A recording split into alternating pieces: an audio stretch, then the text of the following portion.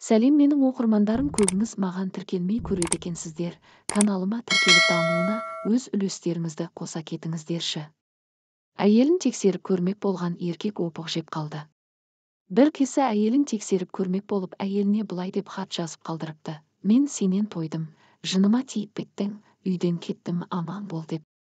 Хатты тумбочканың үстіне қойып, өзі кроваттың астына жасырынып әйелін күтіпті.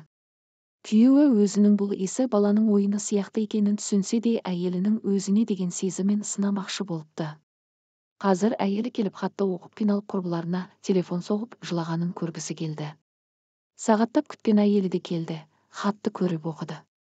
Бірнеше минут үнсіздіктен кейін әйелі қолына қалам алып бір парақ қағазға хат жазып стол үстіне қойды.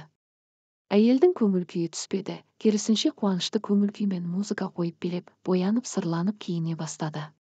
Оны көрген күйеуі таң қалды, бірақ алда бұдан да жаман көрініс күтіп тұрды.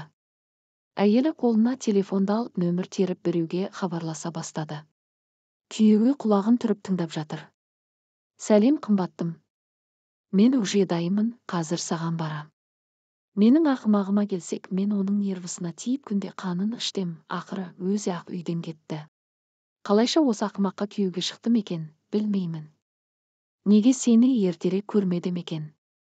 Көріскенше жаным деп тұтқаны қойып бөлмеден шығып кетті.